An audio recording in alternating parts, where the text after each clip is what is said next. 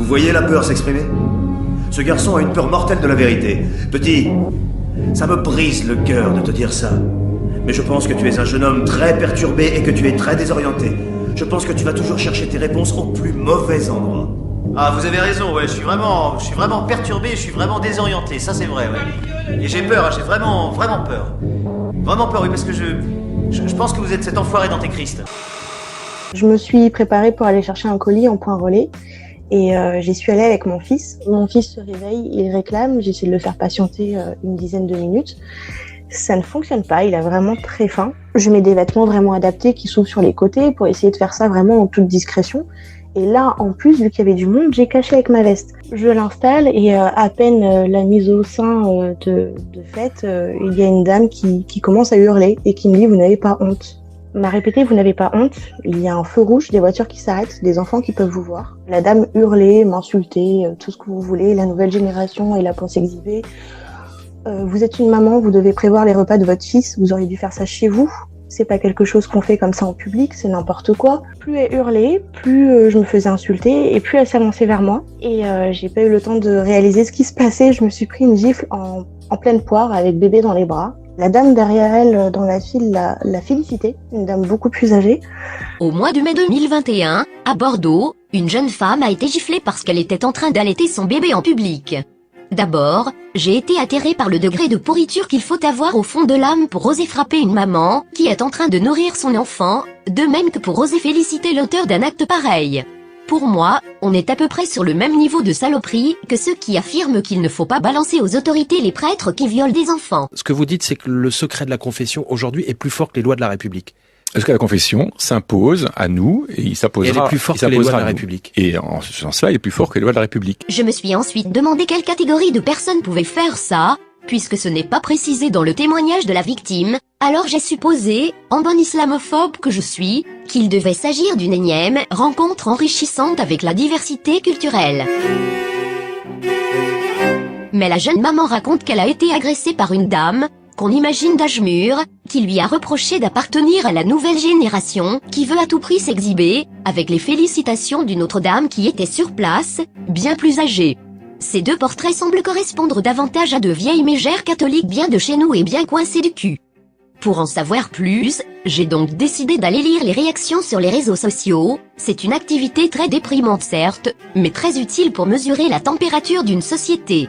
Heureusement, la plupart des gens ont été choqués par cette histoire, et ont évidemment soutenu la jeune mère agressée.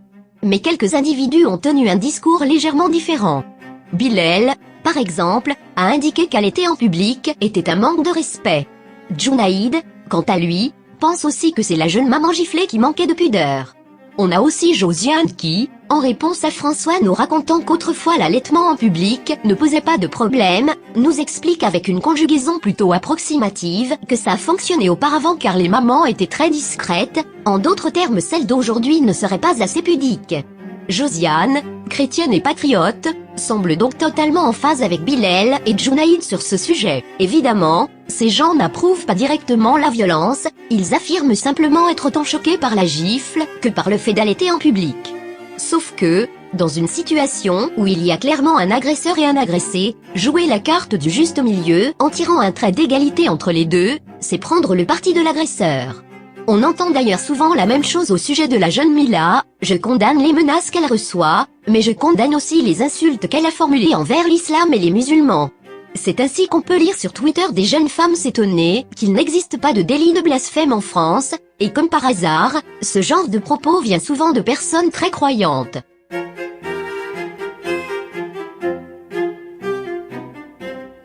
L'un des effets secondaires du remplacement de population et de l'islamisation qui va avec, et dont on ne parle jamais, en particulier à droite, c'est que ces phénomènes s'accompagnent d'un retour en force du religieux bien français de souche, en l'occurrence catholique. La lutte contre l'islamophobie, les appels à tolérer les croyances de chacun, tout cela constitue des brèches dans lesquelles s'engouffrent les intégristes chrétiens, qui après avoir été balayés par la République il y a plus de 2 siècles, espèrent enfin prendre leur revanche. Pour eux, chaque mosquée construite sur le sol français est une opportunité historique de remettre une église au centre du village, de reprendre le pouvoir sur les citoyens, afin que les prêtres puissent de nouveau régner par la culpabilisation, par la détestation du corps, du plaisir, par l'instauration d'une morale obscurantiste et mortifère, comme ils l'ont toujours fait. À Sainte-Marie-la-Mer, dans les Pyrénées-Orientales, l'affaire de 2 gendarmes qui sont intervenus sur la plage pour demander à 2 femmes de se couvrir la poitrine a fait grand bruit sur les réseaux sociaux. Les gendarmes sont intervenus à la demande d'une famille dont les enfants auraient été choqués de voir des seins nus. La lutte politique et spirituelle contre l'islam ne doit pas nous pousser vers l'impiété. La pudeur est avant tout une vertu catholique, avant d'être une obsession musulmane. Si en 2021 des vieilles tarées se sentent assez décomplexées pour se permettre de gifler une maman qui donne le sein à son petit garçon, c'est parce qu'on évolue dans un climat où l'injonction à accepter la religion, le prosélytisme religieux, est devenue omniprésente. Il ne faut pas sous-estimer l'immense proximité intellectuelle entre les réactionnaires tendances catholiques, même quand ils se disent contre l'immigration, et les antiracistes tendances communistes, même quand ils se disent contre la religion. Car pendant qu'un Jean-Luc Mélenchon affirme sans détour que la France insoumise défend exactement la même chose que le pape, un Patrick Buisson nous explique qu'il faut arrêter d'attaquer l'islam, que le problème ce n'est pas leur religion mais notre décadence. J'ai plus de respect pour une femme voilée que pour une Lolita en string de 13 ans, ouais, j'ai plus de respect. J'ai plus de respect pour un musulman qui fait sa prière 5 fois par jour que pour les bobos écolos à trottinette. Je considère que, en humanité, ce ne sont pas des êtres inférieurs. J'ai même plutôt tendance à considérer qu'ils sont supérieurs. Voilà. Même Aurélien Taché, gauchiste parmi les gauchistes, le roi des dhimmis, qui passe son temps à relativiser le voile islamique chez les petites filles et la polygamie, a affirmé face à Éric Zemmour qu'il n'était pas un farouche anticatholique. Messieurs, la célèbre formule « nos ancêtres les Gaulois », comment déjà vous l'interprétez ? Bon, alors on est exactement dans ce qu'on était en train de dire juste avant. C'est une pure construction de l'esprit pour essayer de nier que la France est beaucoup plus plurielle. Nos ancêtres les Gaulois, c'est justement la volonté des républicains, monsieur Taché, des républicains, d'arracher l'histoire de France à ses commencements chrétiens avec le baptême de Clovis. D'abord, ça vous surprendra peut-être, mais je ne suis pas un farouche anti-catholique, donc je n'ai pas spécialement envie qu'on prenne les Gaulois, comme le faisaient les Républicains de l'époque, pour essayer d'effacer toute trace catholique de la France. J'ai pas ce problème-là. On peut aussi évoquer rapidement le cas Jean-Loup Bonamy, ce philosophe de droite, qui réagissait à un tweet de la Fédération des conseils de parents d'élèves au sujet de l'assassinat de Samuel Paty. En reliant l'assassinat de Samuel Paty avec la dénonciation d'un enseignement qui serait agressif de la laïcité à l'école, eh bien la coprésidente de cette fédération, qui a donc réagi sur les réseaux sociaux, a évidemment suscité la polémique, parce qu'au lieu de condamner le terrorisme islamiste, on a l'impression, et ce n'est plus qu'une impression, qu'on condamne finalement l'école et la manière dont on enseigne la laïcité. Pour la FCPE, ce que démontre cet attentat, c'est qu'il est nécessaire de revoir la façon dont on enseigne la laïcité à l'école, jugeant que c'est un enseignement trop agressif qui a provoqué le meurtre du professeur de Conflans à Tenorine. La FCPE propose ni plus ni moins d'arrêter de montrer les caricatures du prophète de l'islam pour ne pas énerver les musulmans, ce qui n'est pas étonnant de la part d'une association de parents d'élèves qui avait déjà diffusé des affiches en faveur des femmes voilées comme accompagnatrices scolaires. Ce qui pourrait vous paraître plus étonnant en revanche, c'est donc le commentaire de Jean-Loup Bonamy, chroniqueur sur CNews et censé être aux antipodes du gauchisme politiquement, qui est en phase avec la FCPE sur ce sujet, puisque lui aussi considère qu'il faudrait arrêter d'offenser les croyances des élèves. J'ai quand même, ça me surprend moi-même, envie de les défendre sur un point. C'est-à-dire que moi, je pense qu'en effet, il y a un problème précis qui est, dont on a beaucoup parlé, qui est la question des caricatures de personnages religieux, qu'ils soient musulmans, juifs ou chrétiens. Est-ce qu'on doit les montrer, les diffuser dans les écoles ? Personnellement, j'y suis opposé. Laïcité, mais pas de provocation, ni contre les figures chrétiennes, ni juives, ni musulmanes. Je suis aussi contre les caricatures de Jésus. Bien sûr, bien sûr. Ah, d'accord. Je suis contre toutes les caricatures, qu'elles soient de Jésus, de Bouddha, d'Abraham ou de Mahomet, alors que des soldats musulmans sont morts ou meurent encore pour la France. Je vois pas la nécessité que l'école a insulté le personnage le plus important de l'imaginaire. Le fait qu'on aille brandir dans les lycées les caricatures sous les yeux des élèves qui sont vous êtes donc d'accord. Je me serais permis de dire la moitié de ce que vous avez dit, qu'on m'aurait déjà traité d'islamo-gauchiste. Je vous rappelle juste ça quand même, c'est assez amusant quand même. Je me permets de le pointer. Cette une de Charlie, beaucoup de musulmans la trouvent choquante. Et vous ? Je comprends que des gens puissent la trouver choquante. Dessiner le prophète Mahomet ou le Christ dans des postures injurieuses, ce n'est pas notre culture. C'est ce que j'appelle faire agiter des épouvantails qui peuvent produire des monstres. Je pense que les islamistes utilisent aussi les caricatures pour dire regardez, ces gens-là vous détestent et qu'ils s'en servent pour faire du recrutement. En tout cas, on a créé un climat qui rend Mila possible. Et on a chauffé à blanc aussi, évidemment, des musulmans en les emmerdant toute l'année, évidemment qu'ils réagissent. C'est très dur de demander à des gens de s'assimiler, je suis réaliste, alors qu'on vient brandir sous leurs yeux des caricatures du personnage qui est le plus important dans leur univers religieux. Tout ce petit monde ne cesse de se faire des appels du pied, pour la simple raison que ce sont tous les clones les uns des autres. En vérité, rien ne ressemble plus à un islamo-gauchiste qu'un islamo-droitard. Tous ces gens considèrent les peuples européens comme des êtres décadents, méprisables, qui au fond méritent d'être remplacés par des populations plus croyantes, aux valeurs plus traditionnelles. L'Europe, ainsi que la France, vivent aujourd'hui une crise morale et spirituelle très grave.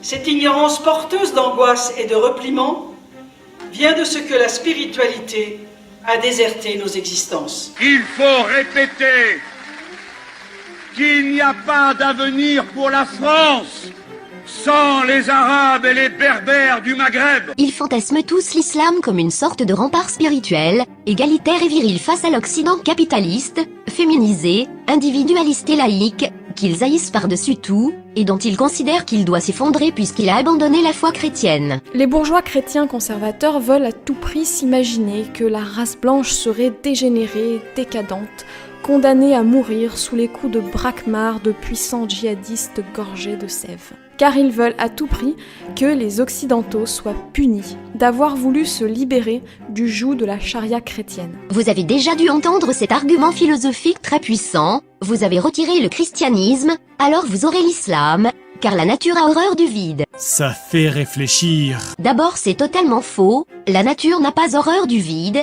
puisque l'univers et la matière qui le composent sont constitués à 99% de vide. Je pourrais en parler des heures, mais je ne suis pas là pour vous saouler avec le boson de Higgs. Non, la nature n'a pas horreur du vide, en revanche l'être humain a horreur du doute, c'est pour cela qu'il a inventé les religions et leurs grilles de lecture arbitraires et réductrices, par confort pour l'esprit, pour obtenir des réponses qui, même fausses, sont toujours plus supportables pour le commun des mortels que la peur de l'incertitude. Sauf que les peuples d'Europe ont réussi à s'affranchir de ces grilles de lecture venues du Moyen-Orient, de ces dogmes absurdes issus des religions du désert, à se libérer de leurs superstitions, à se confronter à la réalité du monde par la connaissance, et ils s'en portent bien car la civilisation occidentale soi-disant décadente reste le phare du monde, attractive au point que l'humanité entière essaie de la rejoindre en train, en bateau et même à la nage, et sa production aussi bien culturelle que scientifique est peut-être la plus riche et la plus fructueuse de toute l'histoire de l'humanité. C'est ça, que les réactionnaires et antilibéraux de droite comme de gauche appellent le vide. Le vide, en fait, c'est tout ce qui n'est pas eux, tout ce qui réussit en dehors de la Bible ou du Coran, tout ce qui n'obéit pas à leur monothéisme délirant. Opposer la spiritualité d'autrefois à la froideur rationnelle du monde moderne, c'est d'une bêtise sans nom. Autrefois les gens croyaient en Dieu, parce que c'était obligatoire et parce qu'ils avaient peur d'aller en enfer, cette spiritualité-là était artificielle. Je crois énormément parce que... déjà parce que c'est obligatoire. The only thing keeping a person decent is the expectation of divine reward, then brother, that person is a piece of shit. Aujourd'hui l'homme occidental, qui s'est évadé de cette prison mentale, est libre de croire en un Dieu bienveillant et en une vie après la mort qui réconforte, ou bien libre d'être effrayé par le silence éternel de ces espaces infinis, de chercher la transcendance, ou bien de ne pas la chercher et de tomber dessus sans le vouloir. Au coin de la rue, chacun peut mener sa propre quête du divin, en allant à la messe, ou bien en allant se perdre en forêt, et c'est précisément cette aventure qui est belle, le fait que la spiritualité ne soit plus officielle, ni rattachée à un seul endroit. Imposer un sens à la vie, c'est justement ça, qui étouffe toute spiritualité véritable, toute possibilité de réalisation individuelle. L'homme doit se construire lui-même, et c'est ce que des centaines de millions d'hommes et de femmes tentent de faire chaque jour, avec leurs propres moyens, avec leurs angoisses existentielles, mais aussi avec toutes leurs petites joies, leurs moments de bonheur volés. Le monde moderne c'est ce père, qui peut envoyer un message d'encouragement à son fils avant son entretien d'embauche même s'il est à des milliers de kilomètres de distance, Le monde moderne, c'est cet enfant à qui on a installé une prothèse auditive et qui peut entendre sa maman pour la première fois. Can you hear mommy? Very good. Do you like it? Le monde moderne, c'est cette technologie qui nous permettra un jour de voyager dans le système solaire, et qui fait qu'aujourd'hui, on regarde vers le ciel non pas en fantasmant sur le royaume de Dieu, mais en rêvant à ce qui se trouve derrière les étoiles. Mais pour moi, Dieu, ce sont les hommes. Et un jour, ils sauront. Le monde moderne, que certains passent leur temps à qualifier de glacial et désenchanté, est au contraire rempli de petits instants de grâce, et selon moi il faut être aveugle pour ne pas trouver de la spiritualité face à un tel spectacle. Ce n'est pas le monde moderne qui est glacial et désenchanté, mais uniquement notre regard sur lui. Non, la nature n'a pas horreur du vide, ce sont les religieux qui ont horreur des mécréants, des infidèles, car ils ont osé être heureux sans Dieu, car ils ont eu l'audace de progresser sans la religion, et même contre la religion, ce qui à leurs yeux est absolument impardonnable. Même quand ils sont directement attaqués par des musulmans, les grands représentants de la chrétienté continuent de pointer du doigt ceux qui ne croient pas. Il faut se souvenir de la réaction des évêques de France suite à l'égorgement de 3 personnes dans une église à Nice, 2 semaines après Samuel Paty justement, ils étaient tous là à appeler à l'esprit de pardon et au dialogue interreligieux. Je me souviens même de Philippe Marseille, évêque auxiliaire de l'archidiocèse de Paris, qui avait expliqué en direct sur BFM TV que le manque de dialogue interreligieux était la cause de cette violence, et que ce dialogue ne pouvait pas avoir lieu parce que nous, les Français, avons cessé de croire et de pratiquer notre religion catholique. Des musulmans égorgent des chrétiens dans un lieu de culte, et ce serait encore la faute des athées. Pour comprendre l'intensité de la haine islamo-droitarde à l'égard de l'Européen athée, il suffit par exemple de lire un Philippe Delorme, historien et journaliste publiant dans Valeurs Actuelles, qui en novembre 2015 écrivait sur sa page Facebook que l'attentat du Bataclan était une forme de châtiment divin, parce que le groupe qui jouait ce soir-là parlait du diable dans sa musique. C'est également ce qu'avait dit Jérôme Bourbon du journal Rivarol, ou encore le prêtre Hervé Benoît, considérant tous que les jouisseurs sataniques l'avaient un peu cherché.